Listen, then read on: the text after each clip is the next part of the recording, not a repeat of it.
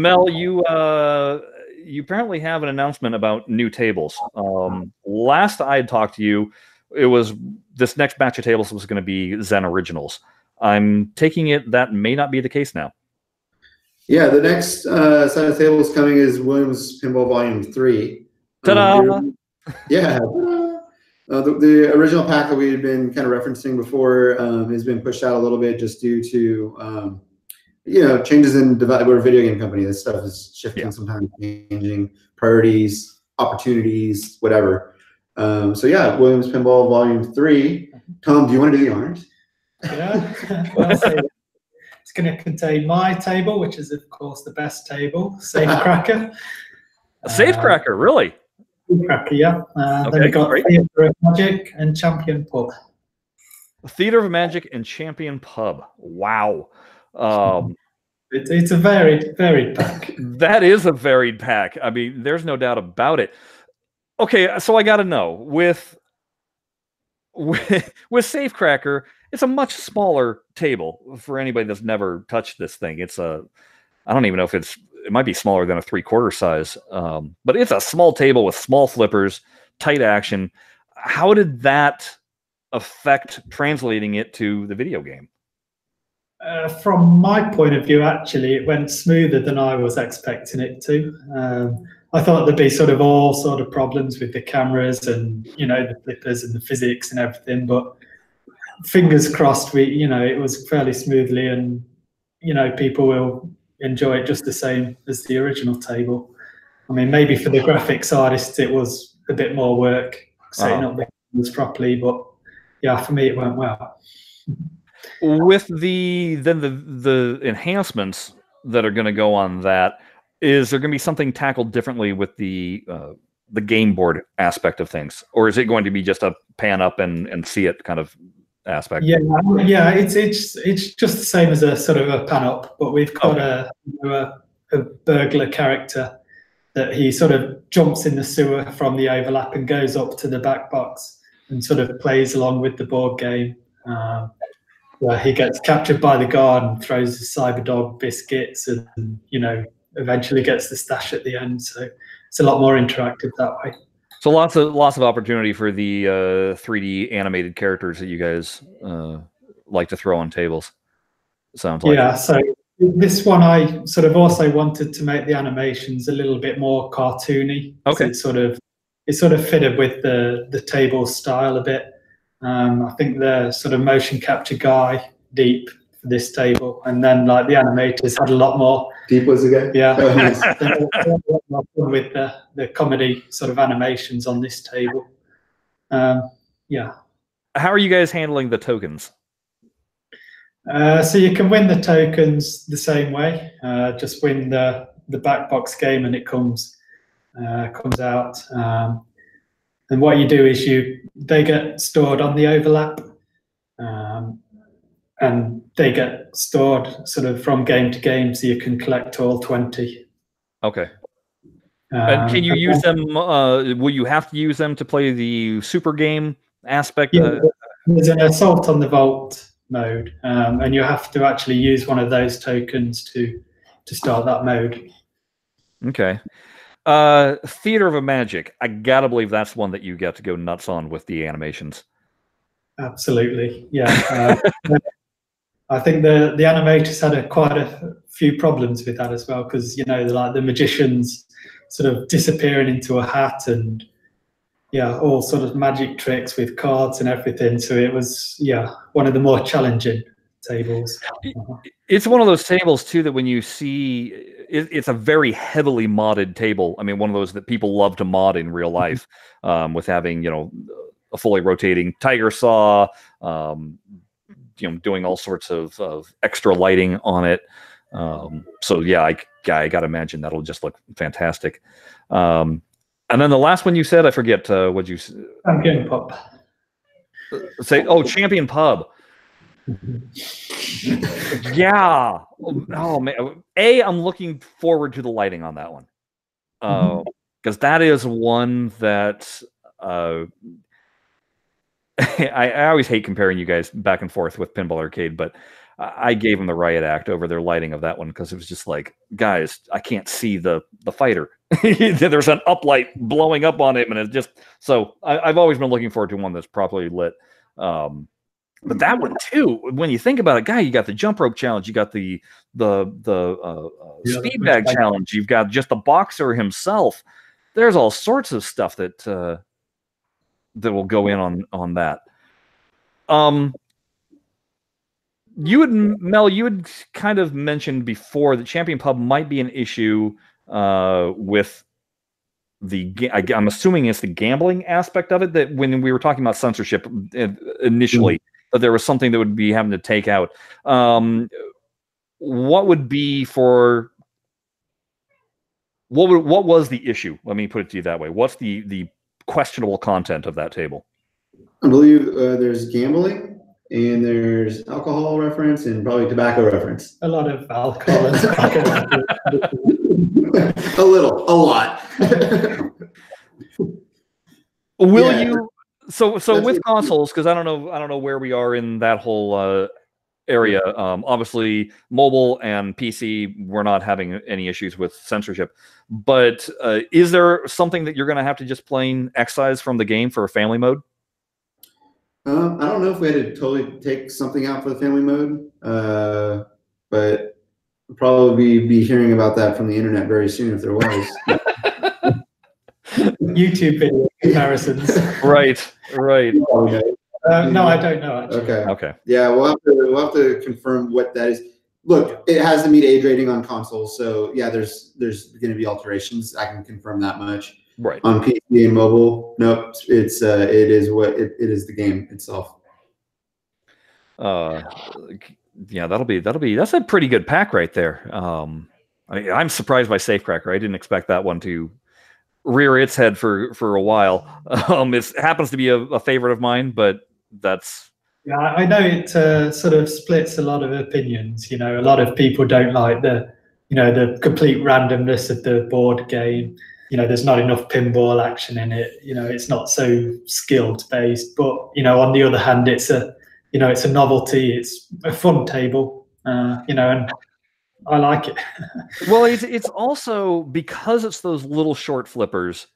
It changes up how you have to play the game, and that kind of messes with your head if you're not used to it. So that. I think that's where a lot of the angst comes from it too, because it's just like your typical flipper aiming is not the same. It just plain it's not traditional pinball at all. Certainly, with the infinite ball save you've got as well. It takes getting used to it, but I say I enjoyed playing with it. I enjoyed designing on it, so hopefully other people will do too. What are I forgot to mention this or ask this earlier, but what are just some of your favorite tables in general, Tom? Real life tables, you mean?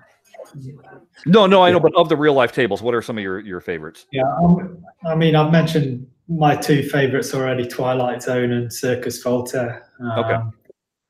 Twilight Zone's probably the only table where I've sort of reached the wizard mode and got a really, really good score on it. And then Circus Voltaire, I'm actually quite rubbish at playing it, but I just love I love the light show and the sound effects and the judges at the end and everything. It's I really love that table. Do you guys look at the light shows that are currently going on? I mean, Modern Stern and Jersey Jack Pinball have been just going crazy with their light shows. Where it's not just a matter of light sequencing, but it's the entire table changes color via that. Has any of that worked its way into what you're planning for Zen Original tables? Well, so I mean, we've just got an AC/DC table here in the office, and yeah, we've looked at the light shows on that. It's very impressive. I'm not sure technically if we're able to do that sort of stuff yet, but it's certainly something we're looking at and admiring at the moment. Okay. So these Volume 3, we're looking at March release here.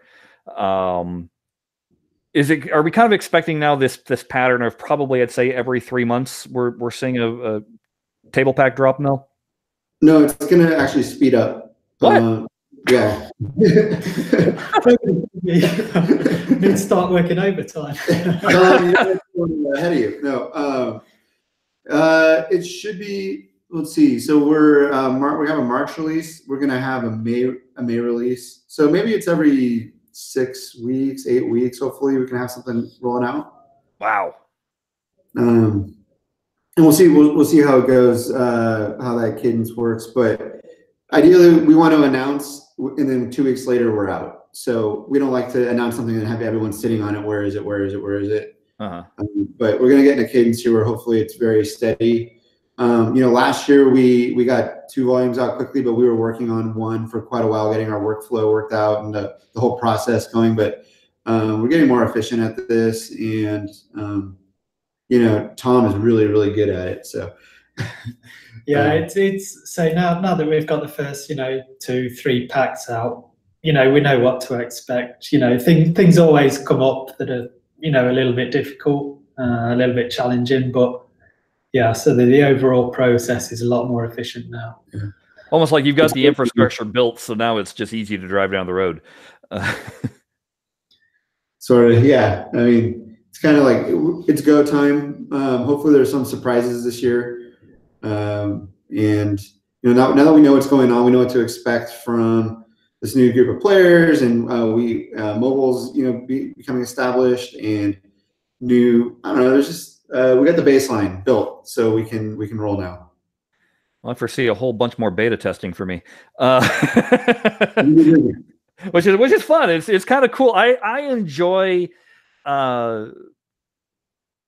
seeing the process. I mean, what you guys are putting out in beta is close to finished as far as I'm concerned a lot of times, but it's fun seeing those little quirks, seeing those little things where you're like, being able to give those suggestions, being able to give the input, and seeing the changes and how those changes get put in, it makes me even more excited for the final release, to be able to hype it and tell people, oh, you're really going to dig this, because I got to see where it was and then where it kind of went to. So that's fun as far as I'm concerned. Right. And I mean, we really value that sort of feedback as well. For instance, like on the Attack from Mars table, you guys helped us really push the lighting effects for like the strobe multi-ball. So yeah, it's really good feedback that you give us as well. Yeah, the uniform for the general, like that was good. Yeah, that was one of those things where, and I've only read I think 2 comments where they were like, "Hey, Air Force is in blue," and I'm just like, it was blue, but it just didn't work for me. It just, I don't know. I'm quite happy with the coloring change, because to me, like we said in the beta test, where it was just like, all I thought was, hey, why is the cop from the Getaway now suddenly on Attack from Mars? And I had to think about it and be like, oh, no, I get that. But then also, he was the only blue thing on the entire table, and now he feels like he fits in with the whole color scheme of the table. So, yeah, to me, I designed the table as well. That guy was like on the right-hand side of the overlap. Yeah. And it was like, that's just the Getaway guy. Let's move him over to the other side. But yeah, then the color change as well. I got a note from Brian Eddy. He was like, it looks good. My favorite thing on Attack from Mars is the missiles firing. I love that to no end. It actually helps me identify the lanes that I still need to shoot. Because sometimes when multi-ball, you're not keeping track of where the balls are going, you're just keeping track of where your flipper is. And so seeing the direction the missile's flying off to. Yeah. Yeah. So it's I think I agree with you as well, because when when you're playing and you need to look up and see where the jackpot lamps are, it's a lot more difficult. Yeah. So yeah, I dig all that kind of stuff. It's very cool. Well, I'm, as usual, jazzed and excited for what you guys got coming out, because it's all good stuff to me, and I've been playing it now. You can see in the background there my micro cab that I built. I've been playing it using that. I'm curious to see what eventually happens. I've mentioned this to Mel, but when you guys get a game that uses two flipper buttons or MagnaSave, how that's implemented, and that's why I'm all prepared for it. Yeah, so I think on the Getaway on mobile, with there's a gear up and gear down issue. I think we've added another button in for that now. I'm not sure what happened on the Steam version or anything, but certainly on mobile it's been addressed. Okay. That would be one of those things where if you're using a basic controller, I would think that the plunge button, since you're not plunging, could just be a flick it up, flick it down kind of gear shift thing. But yeah, I personally, even when I've played it in real life, never downshift. No, neither did I. I could care less about downshifting. Somebody said that there is a special bonus that you can activate. I guess if there's 3 cop cars at the donut shop, it's like flick up, flick down twice, flick up, or something like that, and then that'll make every score 500,000 points or something like that. And I'm like, never knew it, don't really care. It's like me in actual racing car games. I just never change gear down. Just go faster. I'm absolutely terrible at like Formula One simulations because you need to change down there. I just don't. So I don't play them in the end. It's fun. Okay, well, I'm going to wrap things up here because I have questions now that I want to ask that I can't ask for the general public. So I just wanted to thank you, Mel Kirk, thank you, Thomas Cross, and thanks, although he already left, Akos Georgi for stopping by after hours there at Zen Studios in Budapest. I'm still waiting for my plane ticket and room and board, but So, and thanks to all the listeners for listening and making some suggestions for questions that I could ask. We will talk to you guys again soon. Thank you so much. Bye, guys. Cheers, Chris. Bye.